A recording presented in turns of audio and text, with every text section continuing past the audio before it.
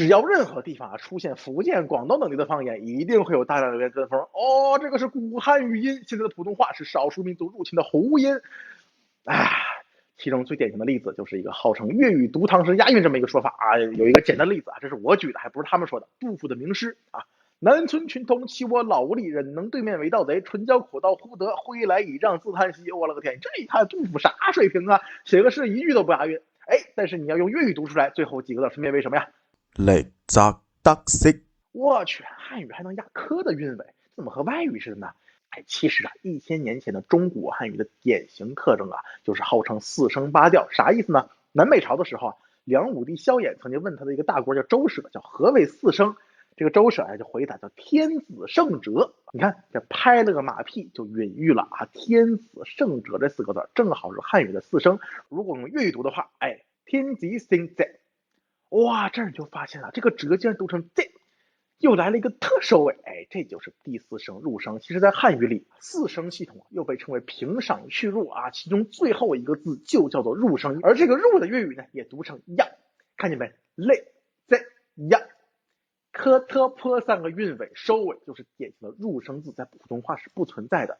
4个声调里呢，每一个声又分成了一个阴和阳，这样4乘2就成为了8个声调：阴平、阳平、阴上阳、上阴去、阳去、阴入、阳入等等。而整个官话里边，就是北方方言，入声彻底消亡，普通话的赏去更是不分阴阳，所以就丢了4个声调，只剩下了1声阴平、2声阳平、3声上声、4声去声。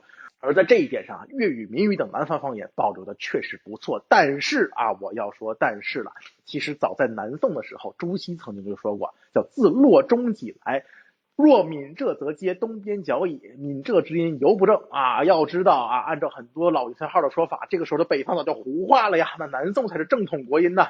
浙南、福建、广东地区啊，本来就是东南的越人地盘，最早是连汉语都不说的，还是多次北方士族衣冠南渡之后融合同化，才说了现在的当地方言。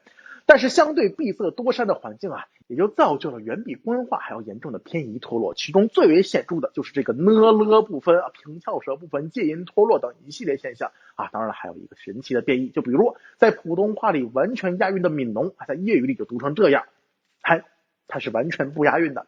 再比如岳飞的《满江红》啊，无论粤语、普通话读都押韵，但是却分别脱落了介音和入声，导致押成了2种韵。当然了，其中更为神奇的自然还是日母的变化。什么意思啊？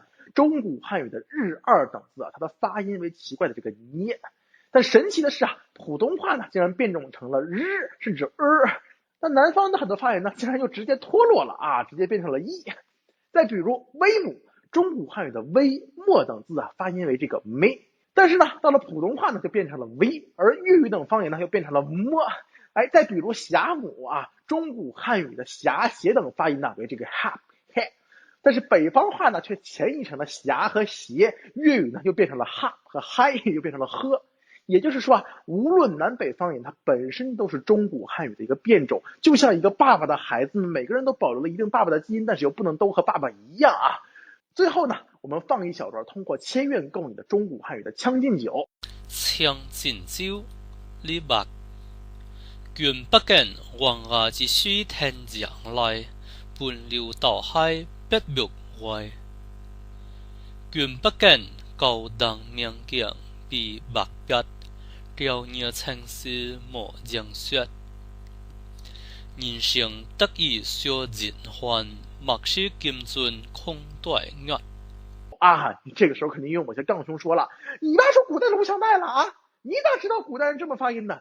是啊，你也没见过你父母不可描述，那你也有可能是隔壁老王家的不是？如果打算聊聊一些古代运输的事情，这儿就没太有空了，我们可以有空直播谈谈。辟谣，韩国人曾经使用汉语吗？我们先来看这么一东西啊，哇，冷不丁一看这勾勾圈圈的，应该是个韩国的广告。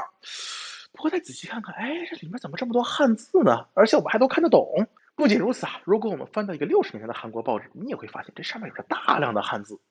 这个时候啊，顿时出现了大量半瓶子咣当爱搞大新闻的媒体说，加上一堆知识来源几乎全靠一些号的老哥大呼啊，原来韩国人曾经使用的是汉语，他们忘了祖宗，他们生生创造出了韩语啊！对于这些人，我都希望他们自己创造一个语，不要和正常人交流。我们之前说过，文字语言它是两码事儿啊！我现在跟你说一句日语，比如这个卡米纳诺扣伊尼奥德洛伊塔，哇，如果你没学过，肯定不知道啥意思。但是如果你写出来，哎，就是这么一个东西，我相信你肯定能感觉到是雷声惊到了我的意思。哎，啥意思呢？怎么你说那段乱七八糟的能写成这样的汉字呢？嘿，汉字的神奇之处就在于，无论是啥语言，我都能用这东西给你写上去。我雷叫卡米纳利，但是我就写成雷；声音叫口尾，我就写成声。你也不能因为我写了汉字就否认这玩意儿是日语，对不对？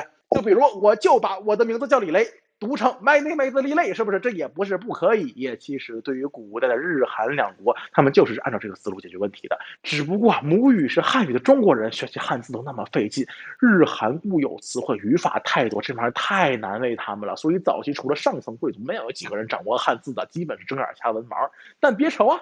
汉字不仅能表意呀，这不还能表音呢吗？哎，就这样，日本人开发出了一套奇葩玩意儿，叫做假名系统卡纳。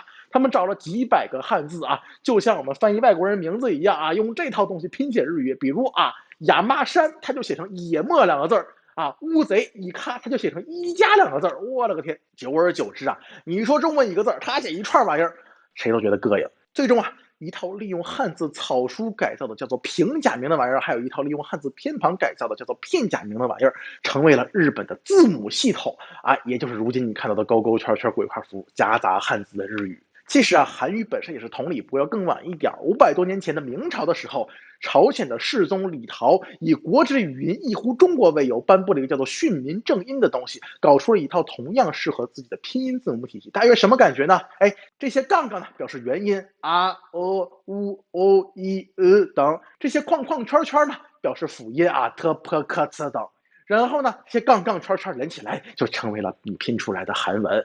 读的时候，就比如啊，这是大家所听说的思密达啊，就得出了思密达。不过呢，因为更长期作为中国的属国，韩语的汉语介词比日文还要多，保守估计也要超过总词汇的60%。就比如说，我们放一下很著名的这么一段。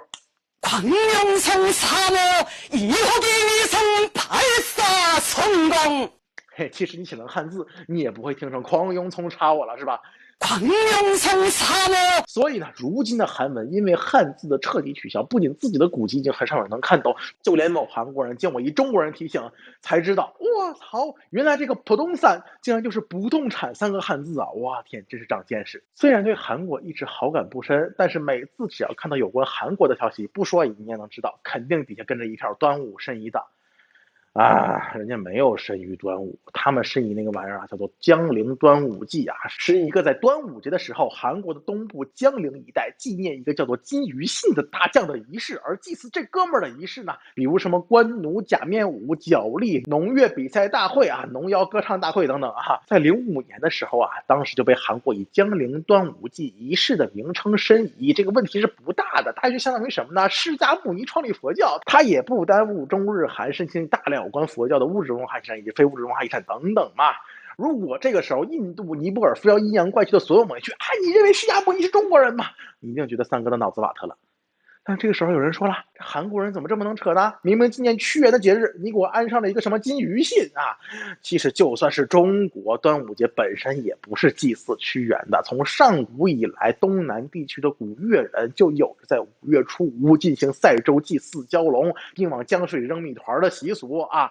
故宫前面2个大门，端门、午门，什么呢？就端午都是正中的意思。5月初5正好一个端一个午，所以才叫端午节。因为呢，端午节临近夏至，对于南方来讲是毒虫蛇蝎最为盛行的时日，所以多半会进行这种驱虫、洒扫等活动。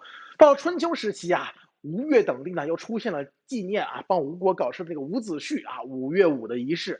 把这位老哥纳入了祭祀之中。后来呢，楚国收纳了吴越地，全盘接受了端午这个习俗。到了战国末期楚国的屈原，这位老大夫又因为投江而死。屈原呢，这个人忠义，说话又好听。端午节的时候从官方到民间就又顺便纪念了一下屈原。久而久之呢，反倒掩盖了当年端午本身的含义，成为了如今这样一个美丽的传说。其实不仅端午，就包括北方的寒食、清明等节日，本身也是一个换火扫墓的古老仪式。最后呢，也被绑定到了山西晋国忠臣介子推身上。以祖宗的英灵为古老的仪式赋能，是世界各族群的一个本能，但这绝不代表着某些人自己混得不咋样，却只能靠着几千年前的祖宗来挽回岌岌可怜的自尊。相由心生，我们总笑谈全宇宙都是自己的韩国病，另一方面却总意识不到自己调侃的那个韩国很可能一直都是我们自己。